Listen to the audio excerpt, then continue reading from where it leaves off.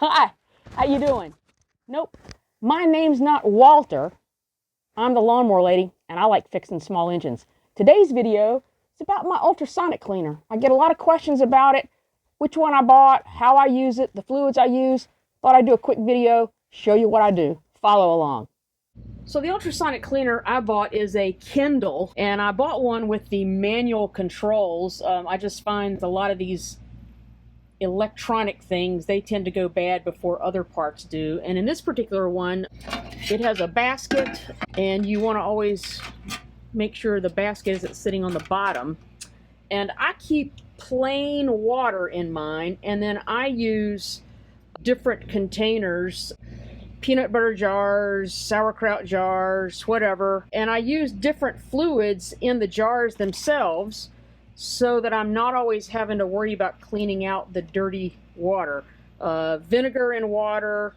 My favorite thing to use is Pine Sol, and I use that on about a 5-to-1 ratio with water, but you can use all kinds of fluids. So when I first bought this little cleaner, I had just done an autopsy on a Troy-built trimmer of some sorts, and I went through the highly scientific method of testing out different fluids and different cleaners on all the fasteners. As far as rust is concerned, or brass, vinegar works great. However, if you do use vinegar, it tends to flash rust pretty quickly, so you do need to take some sort of precaution to keep steel parts from flash rusting. But Pine Sol does a great job on carburetor bodies. It doesn't discolor them, and I find it has enough solvent qualities in it to keep you from having to use the heavy, harsh chemicals on those carburetors. Depending on what I'm trying to clean, I'll either use something like CLR. Again, like I said, Pine Sol is my favorite. Awesome Cleaner is another one. Purple Power, citrus cleaners. There's all kinds of stuff out there that you can use. And then worst case scenario, you can use gasoline. It's not going to explode. And then I put the container in the water, and the microscopic bubbles take care of everything, and I don't have to keep changing the water. The pickup on this one is very dirty. All those holes are clogged. The atomizer is clogged up as well, and it's actually kind of sticky feeling. This sat around for a longer time with bad gasoline in it. And here's the main jet, which is completely clogged up.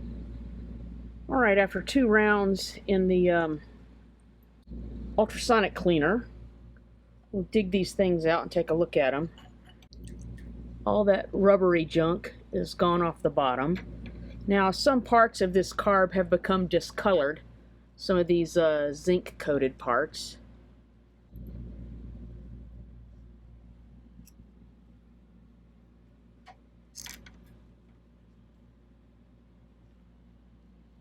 There it is. Almost good as new. So as you can see, this Pine Sol does a really nice job. There's a fair amount of solvent properties in Pine Sol that will keep this stuff clean. Alright, I've fished all the parts out of there, and as you can see, there's a fair amount of sediment that winds up. You might not be able to see that.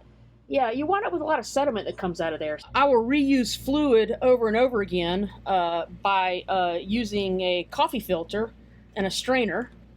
And then I will strain out all the particulate bits and matter that wind up in the bottom. And then I can use my fluid many, many times over, just as long as there are no hard particular bits in there.